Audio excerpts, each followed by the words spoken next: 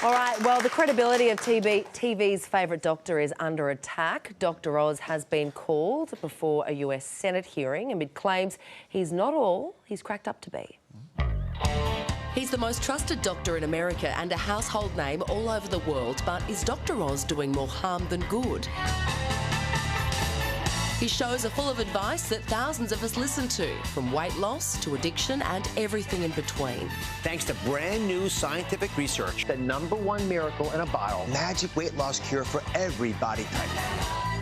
But his exuberant language has now landed him a front row seat at a Senate inquiry. When you feature a product on your show, it creates what has become known as the Oz effect, dramatically boosting sales and driving scam artists to pop up overnight, using false and deceptive ads to sell questionable products. So, is he a miracle worker or just a fraudster who lucked out?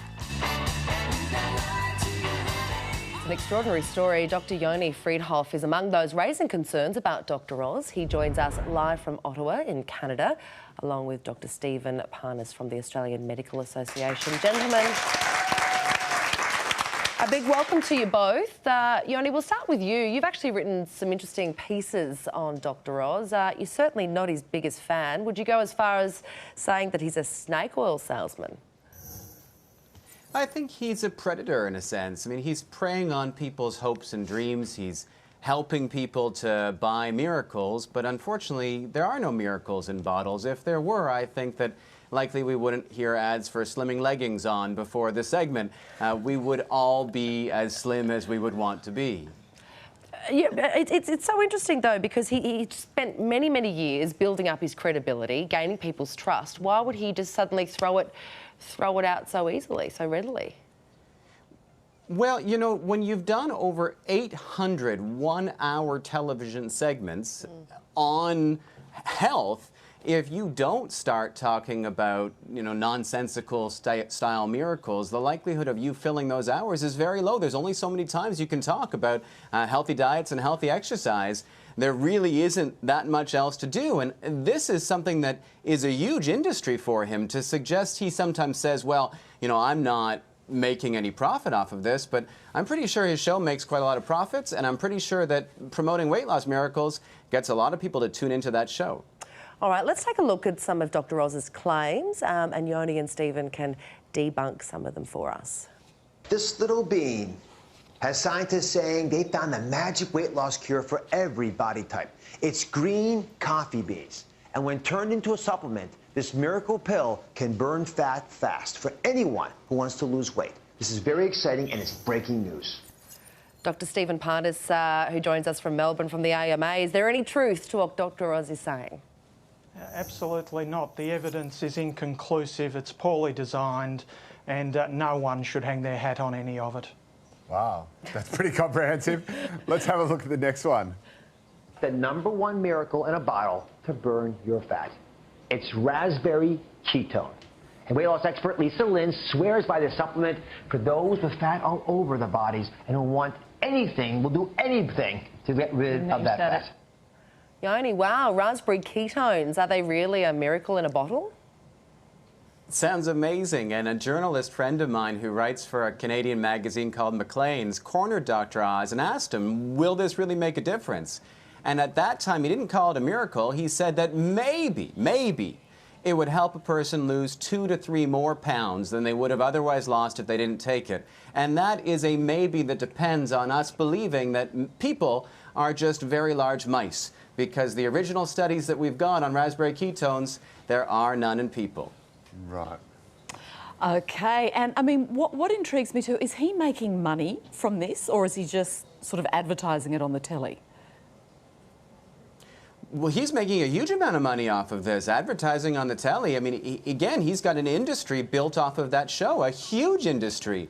Here's a man I'd be very surprised to learn wasn't making tens of millions of dollars a year as a consequence of this platform. So anything that promotes the platform absolutely is profitable to Dr. Oz.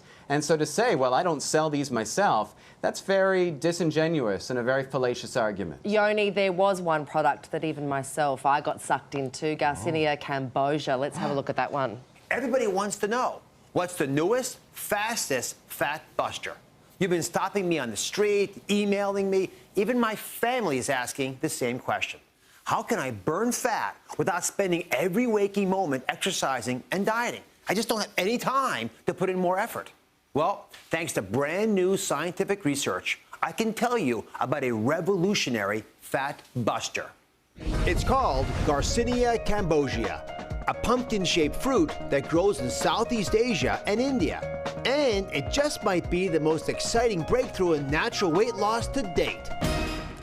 Yoni, I'm going to predict that you're going to say that this doesn't work either. But what was really interesting was that, I mean, I'm a journalist. I consider myself a fairly above average intelligence.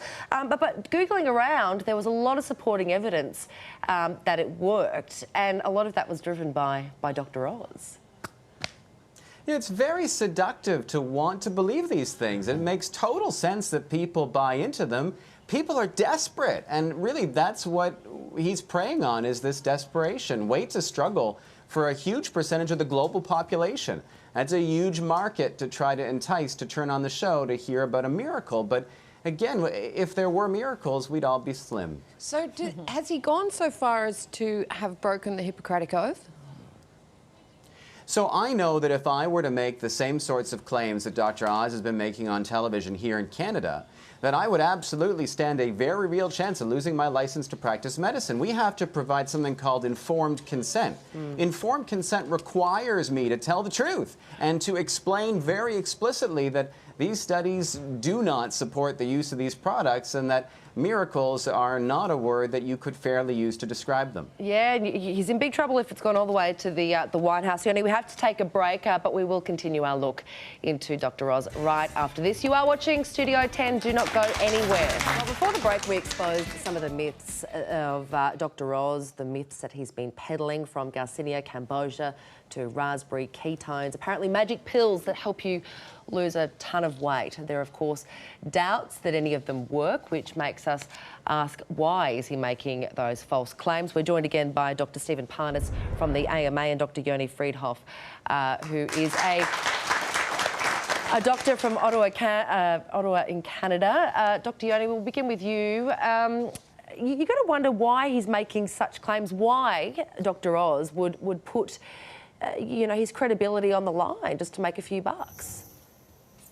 Yeah, I mean, I can't think of any reason other than fame and fortune, to be perfectly blunt and honest. What other reason would there be to promote things that his medical training absolutely would teach him don't have the backing of evidence base to promote?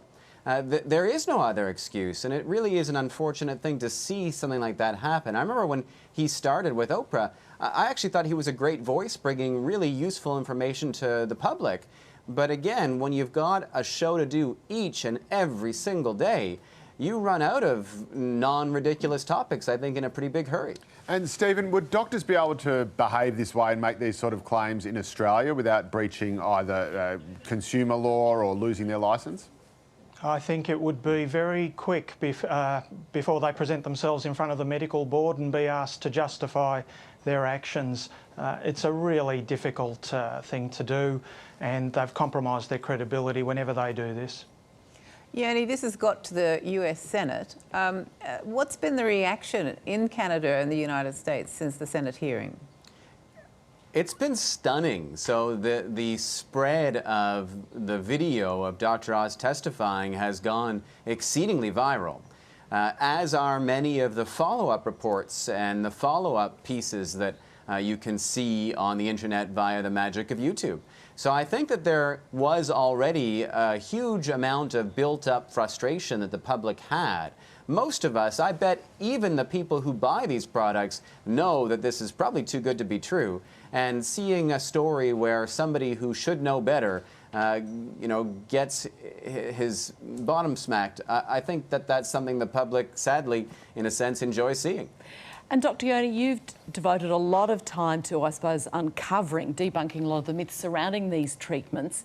Dr. Oz, as you said earlier, he's a very charismatic, appealing sort of performer, really, on television. Do you think he's now fallen out of favour, or will people still listen to what he's flogging?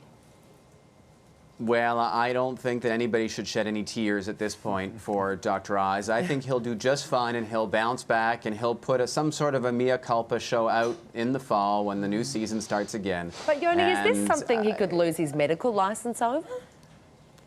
So again, he could if he was here in Canada. I don't understand, and I've said this before in my writing, I don't really understand why nobody has challenged him in the States. And maybe they have, and it's different rules there. I'm just honestly not sure.